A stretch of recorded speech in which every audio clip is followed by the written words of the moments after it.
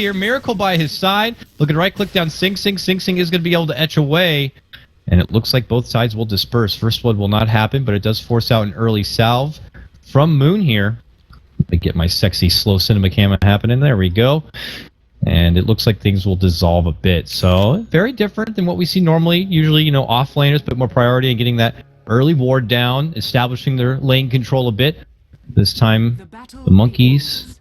Oh, this is going to make it very difficult looking at the top here. Which is what monkey? The monkey business squad trying to like put their strong foot forward, but they're not going to be walking away with that first blood. So it will be a TA versus Venomancer mid lane matchup, and Big Daddy going to be playing the Venom mid lane. Yeah, we'll see how much help the Freedom Fighters will give mid lane. You've got Shaker, who's always going to be a roaming support, so I think we will see some time spent towards mid as far as the Shaker's concerned, but there's not really kill potential. Like one fissure, even if you fissure block the Veno, TA doesn't really have the damage to finish off someone like Veno in the mid lane, especially with all the slows and harass that the Veno can be pushing out. Oh, Yapsor shows up, gets a very nice block on the crit, and look at this, Paris is here to help, leads in with an early Thunder Strike, and Necroman's going to be able to right-click down this crit Lina, and this is going to be your first blood! Paris is going to pick it up on his Disruptor, but the Monkey Freedom Fighters will strike first. 3 to the mid lane before even the 1 minute mark. Yeah, and that's a great way of punishing a hero like Lina who wants to come mid, and as if Venom didn't need more help being a TA, okay, let's send a Lina there, and Monkey Freedom Fighters just leave Mad alone against a dual lane, which is a dual lane where he's not going to get a whole lot of farm, but what farm he can get with Dagger. So whether he's alone or has one support down here isn't going to affect him all too much. So it's a smart rotation and a smart place to have your Disruptor from the start, and we can now see Paris look to head bottom, maybe go for some pull camps to start denying experience away from this aggro dual lane, because against the aggro dual lane, you want to have your pull open, you want to be able to just sack and deny as much XP as possible to starve out the Clockwork as well as Undying. As soon as Fly, though, gets to his level 2, Mad will certainly need the extra assistance. Now, Paris is here now. And one nice recent change was the cooldown for Disruptor. As he, and I'm curious to see if it's something that Disruptor players will start maxing out now, whereas they put a lot into Glimpse before, which, don't get me wrong, Glimpse is probably one of the best single target abilities you can ask for in the game of Dota, but Thunderstrike now, with its reduced to 9 seconds at level 4, yeah, that means you'll easily be able to get off 2 of them in one fight, and it's a serious amount of damage, and it still provides the vision. Not the AoE vision, but Fly comes back to the lane, but he comes back to trouble. Cogs are going to be laid on down as Moo is going to try to find a bit of a fight back here, and they will get the return kill. Mad's going to get dropped. Yapsor looking to block the path of Moon, so he can't make it back to the fountain here. Battery Assault, though, will give him the little space necessary. 1 trade apiece. Monkey Freedom Fighters will be up overall 2-1. Yeah. And good trade for Monkey Business. They get the kill on the PA. They give Clockwork a really easy lane now because Disruptor's completely out of mana. He doesn't have any more Thunder Strikes available. Looking to harass Necroman here. Crit with an Invis. Was eating a bit of Sideblade damage, but was able to get off the stun. And look at this slow, disgusting poison death. Necroman's going to land the final blow. Or Crit, rather, will land the final blow, and Necroman will go down. So Monkey Business able to even things up. TA is probably just like, I'm laning against the Venomancer, and Lina's camping me mid as well. What is this? Top lane, Anti-Mage, really low on HP. Sing Sing on the Dark Series. Managed to bully him out of this lane to some extent. The Ring of Health coming with a salve now for Miracle. You normally see, it feels like Anti-Mage without the support is just not being able to get to the side shop to get any of these much-needed items. Like you'll see even just the Ring of Regen bought before the Ring of Health often against this Darkseer matchup, but he's been completely zoned away from the shop, and Sing Sing's just done a great job of winning this lane. Oh, got him! Yapsor, who constantly has been hiding out in this mid lane, shows himself with a big fissure and allows Necroman to get himself back into action as they take out Big Daddy. And there's just so much movement happening here, and it always seems to be working out. Now, bottom lane, they are going to advance in. They will get the grab onto Mad, and that's the thing, is that they have committed with this dual lane on bottom. And while Monkey Freedom Fighters have been rotating around the supports, keeping this Earthshaker mid lane, and Mad, who is now going on to like stacking duty, leaves Mad alone. Monkey Business recognize that and punish. Yeah. And both teams just really love to put their supports all over the place. And it's an important kill to get mid lane on No-Tail, especially because Lina had kind of just killed the TA there, and Veno's probably like, okay, I've got this mid lane now, I've got the kill advantage, I'm going to win this lane, but And that means Lina can go top to secure the safe lane for the AM, but once they kill the Veno, Lina's going to now second guess, like, okay, do I need to go help mid again? Is this mid lane actually going to be okay for Venomancer? So the constant pressure onto the mid lane is a good way of dealing with the Venomancer and just securing some farm for TA and making the Lina kind of second guess where she can be most useful. She wants to help anti-mage farm, but she also wants to make sure Veno doesn't get ganked time and time again. Crit will have to make a decision, otherwise Lina moves around so much she'll get no XP and tend to fall off a bit. When, as we all know, Linas usually make their best impact if they're able to kind of catch up on the farm. Some of our options have been nerfed down. Yule's, the casting range has been reduced quite a bit, so I'm curious to see if it's something she will still consider. You still get the classic Lina combo, don't get me wrong. Beautiful follow-up LSA and the nuke, and Laguna certainly still packs a serious punch. I'm just curious to see if they're going to be experimenting with the build-up at all. Back at bottom lane, though, it's still Moon and Fly, as Moon's able to finish out his power treads. Fly just nursing his wand for now, allowing Moon to get the copious amount of farm. Overall, seems to be like a bit of a victory here. Mad has been kind of nerfed down on CS. He's at 14-0. You compare that over, Moon's at 27-9 on his clockwork. Yeah, and that's where Antimate, even though it looked like he was having a rough time, taking a lot of harass, he's taking a lot of harass because he's last hitting almost everything right now. He's sitting on 32 last hits. He's topping the CS charts, and yeah, it comes at the cost of taking a lot of damage and having to buy all this regen items, but it's not a big deal for an anti-mage. And it looks like he's doing a similar build-up to what we saw from the American region in Ritsu. The early ring of regen that will eventually go towards the Vlads.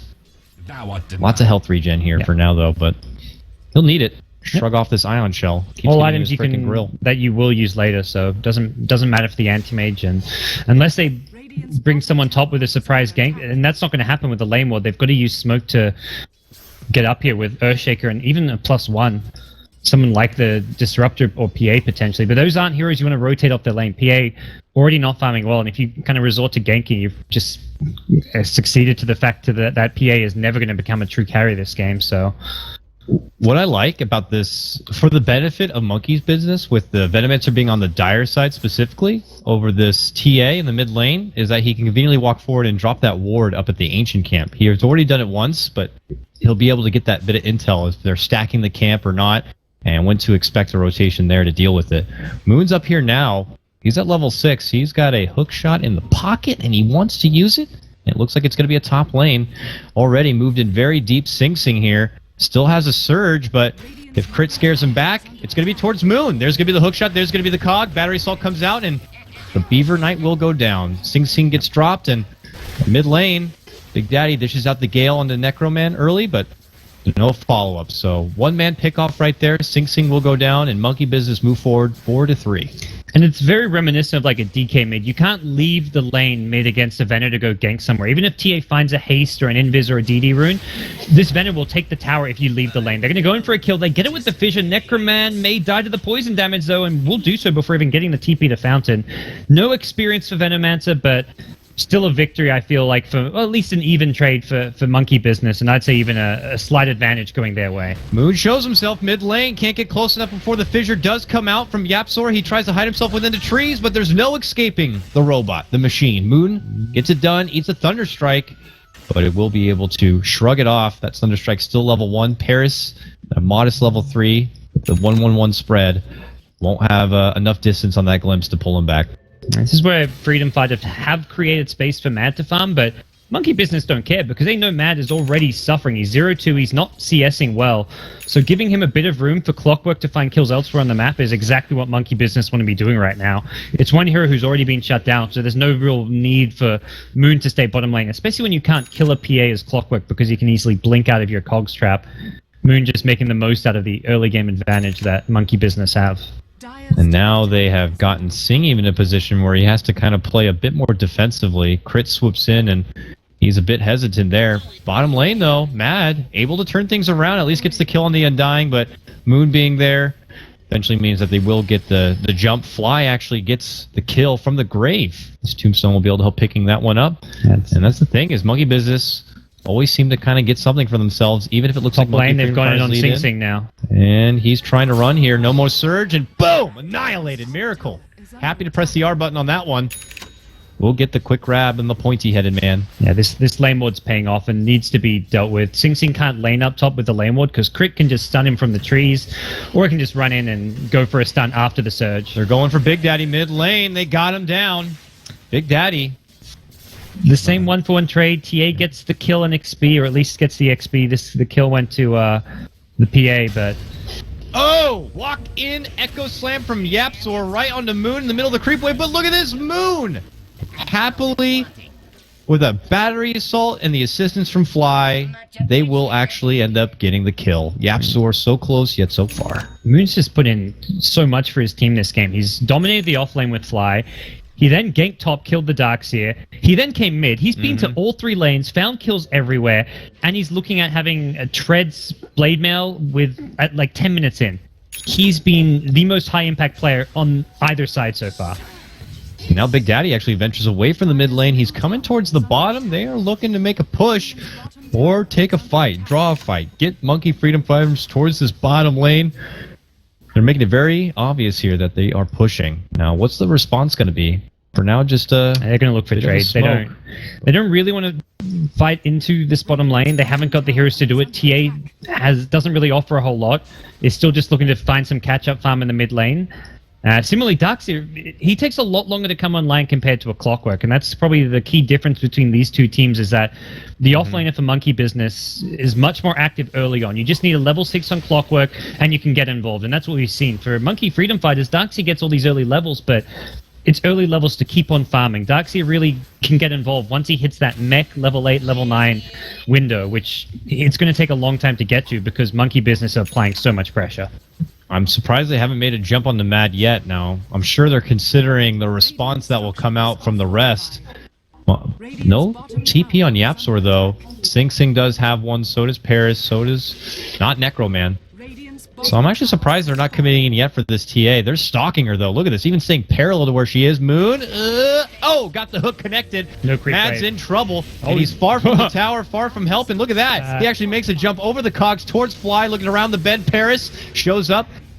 Bit of conflict right there. Drops the kinetic field and glimpses Moon away. They had the kill, but Undying showing up gave him a blink target because it was really well timed by Moon. He went in as the creep wave left, so there was no creep wave to blink strike to, but Fly being there as well gave PA a free escape. So he wanted to drop the tune for the extra damage, but he had to stay hidden in fog, otherwise PA gets the easy escape. So bit of maybe miscommunication between what the two players were doing, but not the end of the world. It's still Monkey Business in clear control of this game. Mad is still not really in fighting condition, although he is hit level 9 now, so I imagine PA basically has to come to any fight if Monkey Freedom Fighters want to stand a chance. The TA is very much still in catch-up mode. Yeah, it looked like they tried to maybe set something up there onto Big Daddy, but not good trajectory on this fissure, and no follow-up going to be in sight.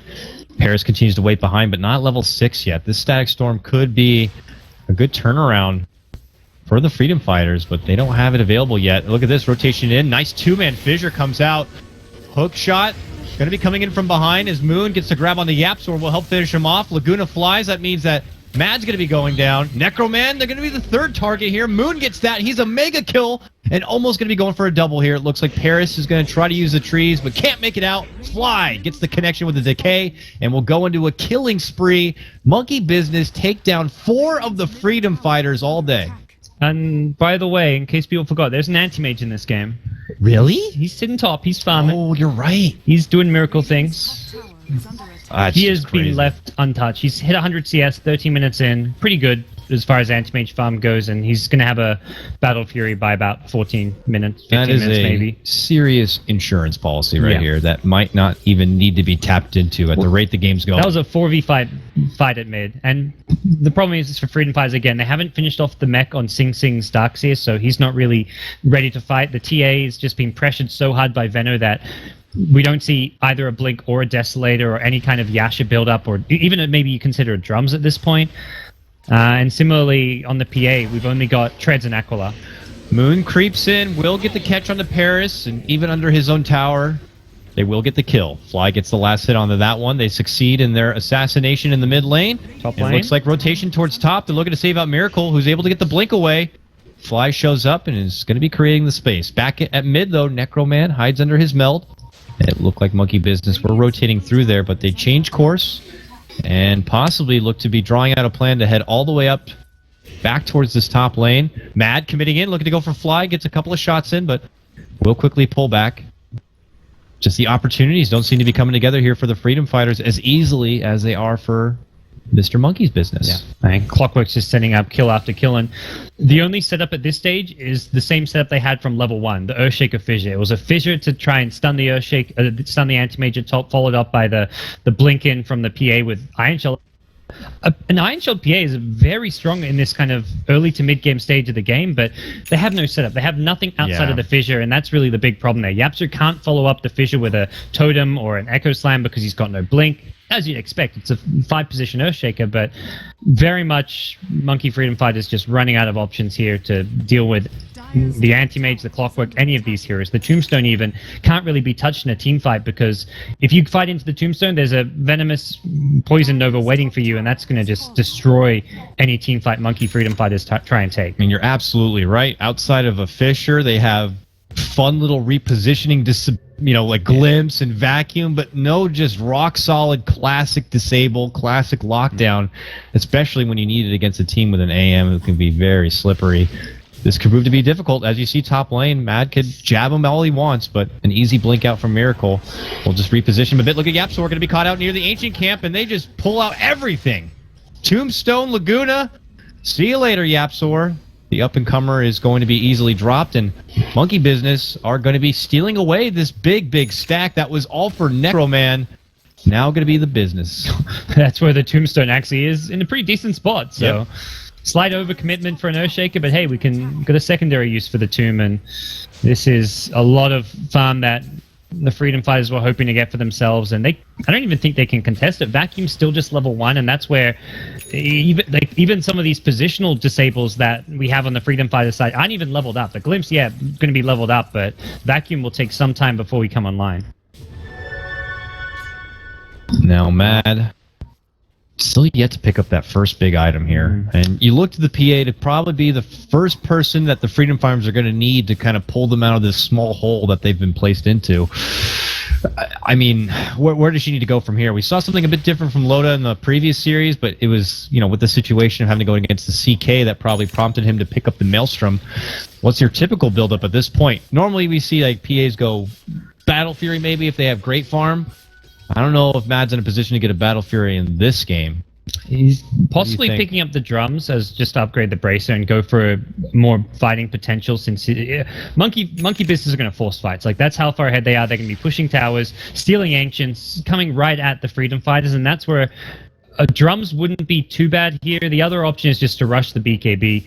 You're going to need Magic Immunity against Lina, against Clockwork, and against the Venomancer Ultimate, so definitely a game where BKB is going to be essential. It's just a matter of when. Often when you buy the BKB too early, it really costs you later on. It may save you and get you a kill or two, but later on you suffer. Oh man, they've committed so much here. They need to get this kill. They will get it. Convenient timing for them. It looked like Miracle blinked from the lane to possibly farm that side camp where a little Necroman had melded himself. They didn't even need to use the Glimpse, so that was... Yeah. That was very handy. An Echo and a Static Storm, though, to bring 800 gold for the Disruptor of all heroes, but hey, 800 gold is a big turnaround as they lose PA top to the Veno ulti. Yep. Travels blink. This Veno can be anywhere on the map at any time, and that's going to be an issue for Monkey Freedom Fighters. Singh also had been put in a position where he's a bit quiet at this point. Was able to finish out the mech. Now they lead in and looking to go for Moon. Fissure got him in hold with his kinetic field, but look at the turnaround coming out from Moon. Wall or not, he's happy to stand and plant, and they're going to be taking out the Darkseer now. Fly in a bit of trouble as Necroman is looking to hunt him down. This kinetic field's not going to be able to imprison him. He walks back to the safety of company. Big Daddy shows up, TP's in with the new boots of travel, blinks forward. Necroman now going to be under the gun. Meanwhile, Moon looking to set up a secondary target here, but might be a bit over ambitious. They are going to be able to get the cleanup here on the Necroman. Look at Moon, though. Very, very deep. Now far from his team. Mad rotates in. Got to be able to pick him off. Being a bit overconfident because his Blade Mail came back up, but still... great fight for Monkey Business. Clockwork does die for the first time. Every time there's a kill, it's a lot of gold. It's the main worry because you're so far ahead on net worth. 800 gold to the PA now. So first 800 gold kill on the Antimates. Now you've got an 800 gold on the Clockwork. So these kills will add up, but it's more like it's adding up for what? Is there really a late game way back into this game for Monkey Freedom Fighters? And it doesn't really look like it to me. They've got two good physical damage late game carries in PA and TA, but they've got to itemize so defensively because of the Venomancer, because of the Lina, the Clockwork. So we're going to see a BKB rush out of Mad, as I suggested, which I think is the right item, but this will, like, you'll get the BKB and you can maybe, like, have an even fight or two because of the magic immunity and being able to jump on someone like Lina. You can fight if you get hookshotted, but the longer the game goes after that, you'll get to late game and you'll have a 5-second BKB, and it doesn't help you farm. So Anti-Mage has a Battle Fury, PA has a BKB. One of them's out farming the other drastically, and I can tell you it's not the PA. Does this mean that Sing Sing needs to build up even extra defensively too? He already committed and got the mech, which is nice, but do you divert from your typical Darkseer path of maybe going a blink and get like a pipe? Nah, you go greedy. I feel like he could get away with a Midas at this point. There's one, like, to me, the two main situations getting Midas is when you get ridiculously fast and you're ahead, or you're ridiculously far behind. And I think Monkey Freedom Fighters are in that position where a Midas is not a bad option for Sing Sing by any means. It's just going to come down to whether he wants that or the Blink Dagger. Whether he feels a Blink Dagger for an initiation is going to be a game changer. But for now, he's upgrades to Arcane Boots, so maybe suggesting he wants Greaves, although there's no silences to dispel with it, so it's not like an amazing Guardian Greaves game. Seems to be just the trend right now. If you look over the inventories from the side of Monkey Freedom Fighters, you could tell this is probably not the pickup they were hoping to go for at the start of this game. I mean, even Necroman, he's got a Blink Dagger right now, which is nice, but typically comes after a nice big, like, Desolator pickup when your TAs like to just truck through the mid-game, taking all these names, and then has the Blink Dagger to just even do more work, but it's an early step off for a Blink Dagger. All the meanwhile, Monkey Business moving to that Roche Pit. They get their Aegis. They already smoke, and they head out. And they actually hand over the Aegis to Miracle in the meantime. Yep. Which suggests, I think, he's going to... Well, I guess it's partially probably because he just died. He's often off by himself, and if they commit a Static Storm, they can kill him. So they can definitely kill him once. I see no way they can kill him a second time on respawn. So that's where, given an Aegis, he can now farm as aggressively as he wants to.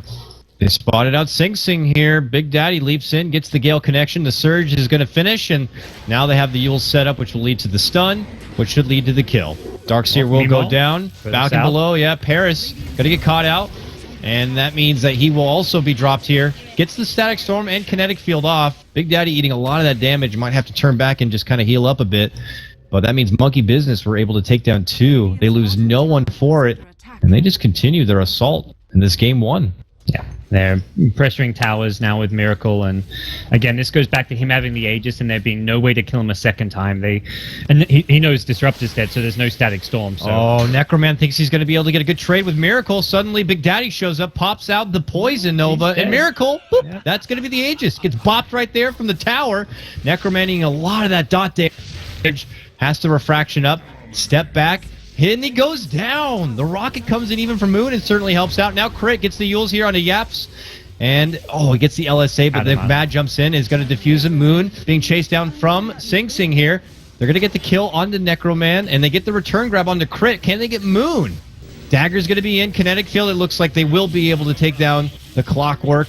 Monkey Freedom Fighters get, like, the first trade that works out in their favor in what feels like a long, long time. Yeah. And it's hard to even say it really heavily works out in their favor. It's a 1 for 2, and I guess they got the Aegis as well. So with that in mind, it does damage Monkey Business's aggression a little bit, but they got a tier 2 bottom with the Anti-Mage. This is still all before he even finishes his Manta style, so he'll get that up, and then he'll be a lot tankier, harder to gank. And again, Monkey Freedom Fighters still have a lot of problems to solve. One of those is going to be the lack of follow-up stun for the Fissure, which now is fixed by Yapster having a blink, so we can follow up the Fissure with a Totem, with an Echo Slam. It basically means they've now got 3 stuns that they can chain together rather than the one of the fissure. Even though it's just the one hero, it makes a big difference for an Earthshaker when you're playing on this team, which only has Vacuum as your other disable. This is a very disable lacking team compared to what Monkey Business have, where they have got LSA as well as the Clockwork. Mid lane, Blink in Echo on the backstaff. Yapzor, what a connection! And they get the pullback from Sing Sing. A beautiful double kill. That's promising. That is promising. That's putting that Blink Dagger to use. Well played from Yapzor. And they're getting so much gold out of these kills too, because again, they were 15,000 net worth behind before that begins, so it's a lot of money there going their way. It was a BKB on Mad. That's where this early BKB really comes into play. Problem is now he's not got it for the defense. They left Mad. He went mid lane, got caught out from Moon, and has nowhere to go to. His team and friends just too far. They left Mad, or Mad overstayed. I think it's a bit more of the latter. That they should not have been staying once they got those 2 kills. They used everything to get it. PA has no BKB. They can't push even 5v3 there without their spells up. So it was never going to be a good fight for Monkey Freedom Fighters. So Mad just getting a bit just overzealous there and just probably forgetting that, oh yeah, I can actually die to a Clockwork coming in. So yeah, they didn't even have the vision to see if the help was still near Mad or not. But considering they already blew everything in that earlier trade, I'm sure they would have been confident that even if backup came out, they would have still taken that fight regardless. So this is really the Monkey Freedom Fighter window. They've got the PA BKB, the Earthshaker has Blink, TA's looking okay now, only has the 1 Mithril Hammer, but you can at least fight with these kind of items and levels they've got. Also, Sing Sing has Mech plus Blink himself, so the next 5 minutes they can, I feel, at least have even team fights. The problem's going to come, Anti-Mage is just, when Monkey Business sees it, they play the farm game. They say, okay, you guys are going for all these great mid-game items, which are going to make it hard for us to fight. We'll just out-farm you with Anti-Mage. So, for me, Monkey Business is still in a fantastic position. It's just going to come down to how Freedom Fighters play the They next still want to fight, even as the 4 blinking in. Big Daddy now going to get caught out with a big vacuum wall setup. He'll go down first, Fly potentially the second. Mech will come out, keep him sustained a little bit. Looks like Paris will be the trade. Eating was way too much of that poison, disgusting Ebola damage. Look at that, though. Big man avoid out. But it's not going to finish anyone off. They shrugged the damage away and looked to retreat. Was level 3 this was even a committed buyback from Big Daddy to rotate in. The Darkseer was a short kill if he got him. He had 0 mana. But Radiant's middle tower they will be able to take down the tier 2. And again, it's a trade that, looking at the number of heroes each team killed, favors Monkey Freedom Fighters, but outside of the fight, you look at who's farming more, who's taking towers. It's still Monkey Business. They lose a team fight 2-1, and then they take 2 towers. Is that really a team fight victory? Because it doesn't feel like it to me. Radiant's top tower No. It's 2 towers, both picked up by Anti-Mage, and Monkey Freedom Fighters get a kill, and again, it's with a PA BKB. It's already down to 8 seconds. 2 fights with BKB, and 2 theoretical team fight victories, but it just doesn't feel like there's no long-term plan for Monkey Freedom Fighters here. They're going to lose the long game here, even if they're winning these small little skirmishes. I mean, you could put everything in on this huge team fight, which we got to see a bit of it there in the mid lane, but outside of that, I agree with you. I just don't know if it's going to be enough. Take another big team fight, get that huge net worth swing, will allow Mad to maybe invest in the extra item or so, but that's to maybe get up to on par with where Miracle already is in this game. And I don't know how comfortable I feel about the PA-AM toe-to-toe matchup in the late game. So once AM can go for an MKB. I mentioned during the draft, PA's a hero that has been picked as a semi-counter to the AM, but the thing where AM excels is being able to out-farm a PA, unless PA decides to go for a Battle Fury build, which is just not really all that feasible, especially when he was so far behind this game. So if AM wants, we could see a MKB after the BKB. Ooh, they come on through. They make a committed jump, but it's at the wrong spot. Big Daddy might be able to get the courier. No, it's going to make it away. Crit could have got it. Oh, we will still be able to get it with that long, ridiculous range of Lena. Necroman, who gets the first target out, is going to be finished off from Moon. Back in behind. A committed Echo comes out from Yapzor. Mad look at the stand. Looks to go for Miracle. Miracle's going to be able to slip out through the back door, but that means a gem has been dropped. Yapzor's going to bring it back, but what a glimpse right back into the wall. Beautifully done from Paris. Monkey Freedom Fighters still holding out on their own. It looks like they're going to be able to get Moon as well. They lead in with Mad. Mad's going to slice them apart. Fly, one of the last survivors after, could make it a full team wipe here. Moon is still alive. There, he's going to be finished off. Sing will grab him. The follow will be Fly. It's a 5-man wipe. Monkey Freedom Fighters Now they've won a team fight. Yeah, that's to me the first team fight they've actually won. The fight at mid where they revealed the Blink Echo was like, okay, they got 2 kills for 1. Same with the previous fight, but that time around, that was what they needed. A fight before AM had BKB, which limited his ability to go in. He never got off a mana void as well. Like every single fight, Sing Sing's using up all his mana. He's sitting on like 1,200 mana loss. He is a just ticking time bomb, but we're not seeing AM get any opportunities because he's being chain stunned. The Vacuum, the Earthshaker has been on point. Yapsor has been a big playmaker this game, and a key glimpse coming out from Disruptor to pull him back in for the kill. So that was it looked like it was just going to be over at that point. Like AM got away, Monkey Business lost 2 heroes, they got 1 kill on the TA. It was going to be another 1-for-2 trade, but the glimpse was what pulled back all of Monkey Business into the fight and created that team wipe. Yapsor, Yules comes out for him. Not your typical Force Staff here. Okay. Anything particular with the Yules? Is it to just purge away any of those negative buffs that the business can bring? It gives them another kind of counter initiation tool. Force Staff is just pure mobility in a fight. Good against the Clockwork, of course, but being able to throw up the Anti-Mage in the air while you're focusing down someone else is always valuable. Not to mention, if Lena's looking to use a Yules combo, you can try and counter her from doing so by just disabling her yourself using that Yules Scepter. So just a bit of extra utility that the Force Staff doesn't maybe give you. And then something, I feel is very appropriate for this game. Mr. Paris was able to finish out his Glimmer Cape. Going to be very nice against this Venomancer lineup. It ain't as luxurious as being able to have like a pipe for your whole team, but this Glimmer could make a big difference. And importantly, he has also started work on the Ag Scepter. This is going to be, to me, like if we're talking about Monkey Freedom Fighter winning this game, that's like one of their must-have items this game at some point. To be able to kill the Anti-Mage who's got a BKB, you need to be able to silence him and prevent him from getting out of it, which is going to come from the Ag Scepter. It's going to be hard for him to get that Axe, though. Typically, he can't farm. He's going to have to get it from winning team fights, which is so far looking promising for Monkey Freedom Fighters. They just got to work around these big ultimates. Yeah. Again, the BKB for PA getting shorter and shorter, down to 7 seconds now. So it's proven an incredible pickup for Mad. It's just the late game, you always still have to worry about getting those early BKBs, getting down to 5 seconds, and fighting a Venomancer late game when you've got a 5-second BKB, that Poison Nova still wrecks you. Look at the positioning here from Monkey's Business. Miracles, who's just farming with the Ancient Camp. His whole team just kind of stalking him. And look at all these sentries and wards around the Roche pit. It's very much... They're waiting for it. They're like, we want this Roche, and when it's up, game plan. We're going in there. Don't even come close. But they're going to be waiting still a whole other minute. And that's an extra minute for Freedom Fighters to just kind of farm in the meantime. Is it worth their time to even head in that neighborhood and consider contesting, or just take advantage of this window of farm while you got it? Take advantage of the time while it's an extra minute or so for this Aegis. The fact that they're not there now suggests they have no interest in contesting it, because for all Monkey Freedom Fighters know, Roshan is alive now and Monkey Business are taking it. They've got no vision. They're playing completely dark apart from one TA trap near the pit. They now ping it out because their TA trap scouts out a Venomancer ward, but they actually assume Monkey Business isn't Roshan. They're like, wait, why aren't they Roshing? What's going on? Oh, a max duration Roche respawn. Yeah, it's the longest. The longest possible Roche respawn, and Monkey Freedom Fighters, honestly, they're probably confused right now. Like, are they not Roshing? Are they smoke ganking? Like, what's going on here? They'll soon find out. DD AM rocks up, and that's an easy Roche. Yeah, they'll get it. So this has been fortunate, though, for Freedom Fighters. It taking so long means they get this extra couple of minutes to quickly farm up and be prepared. Because after this Aegis, it's not like Monkey Business need to use this extra life to just push through Tier 2s. Tier 2s are already all gone.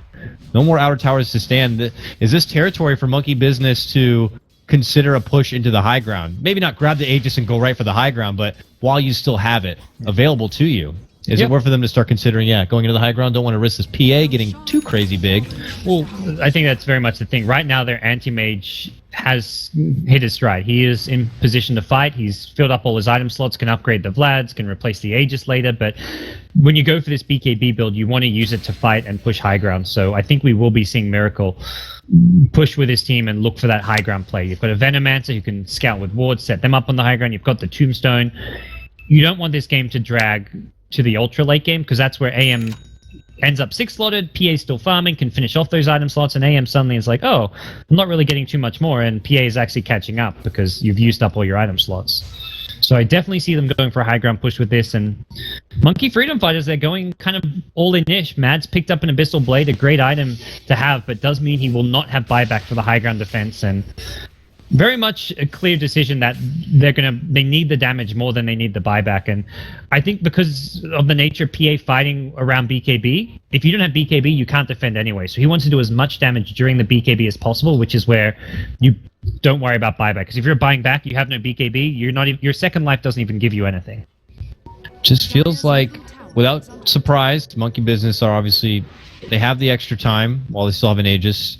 But once they have maybe buyback money here for Mad, I feel like Monkey Freedom Fighters might look to smoke and go out. They've been holding a smoke here in the courier for quite a while, but it's really hard to do so because of the Aegis and because Monkey Business are going to be grouped as 5 because Monkey Business are thinking we either want to group as 5 and push or we want to find a pick off and then push. So if you're smoking up on Monkey Freedom Fighters side, you have to expect to run to 5 heroes with an Aegis, which I think is just a losing endeavor.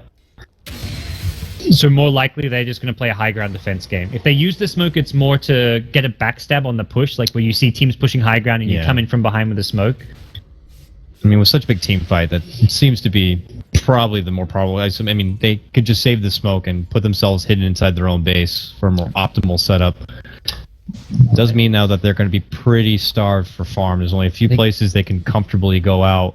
They're getting scouting information. Like the TA traps, they spotted the Undying, they spot the Clockwork now, which means they know Monkey Business are probably 5 heroes in their jungle and pushing bottom lane. So it gives Darkseer a bit of room to get that extra wave pushed out at top, and we will see this tier 2 tower at top be pressured. So if Monkey Business want to push, it'll be at least be like a tier 2 tower top before they can come back and defend, which is a bit of money going their way.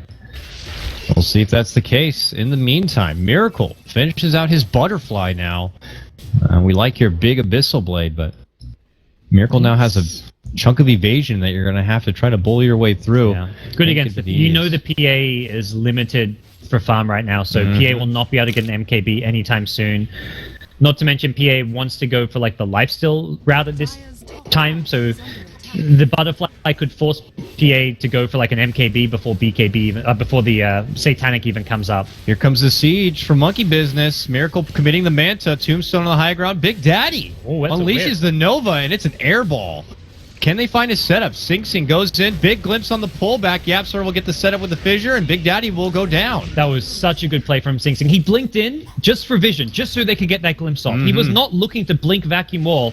He was just giving Disruptor the vision he needed to get that glimpse off. That was a sick play from Sing Sing, and Monkey Freedom Fighter's mad at the bottom. He's being jumped. He is. He gets bumped back briefly here. BKB already committed. Gets the glimmer help from Paris. They're fighting without PA BKB. That's going to be a big problem for them. Very, very tough. So, repositioning here. Moon committing in. Gets put right back. And it's very touch and go. I'm sure in the back of their mind they know Yapsor still an Echo Slam in his back pocket here. Monkey Business get too comfortable as they take a tier 3, and Rax is now going to be exposed. Huge set of creeps here. Does he commit? Vacuum back, pull away. He wants more. Yapsor not looking to pull the trigger quite yet. Moon commits in. Mad's able to jump away to safety, away from the cogs, but meantime Miracle starts chunking down this Rax. The Glyph, though, is going to stop all that damage. Paris going to be left without any mana now. He takes a lot of shots, will be forced to Glimmer. Madly to commit in, gets the Abyssal Blade off. Moon jumps back in, re-engages with the hookshot. Yapsor continues to wait. No opportune time for this Echo as Monkey Business swarm on in. Big Daddy's back. This one not an airball. There's the vacuum Echo we've been waiting for. Can the Freedom Fighters use it to hold off the trouble? Doesn't look like it, though. Miracle's going to be able to pop the BKB, and Mad's going to be forced to buy back. Business, though, not going to get this Rax. What a nice glimpse back. They'll be taking out Big Daddy No Tail. Fly's going to be left alone. Yeah, that means they have no mana on Fly. He's going to get dropped.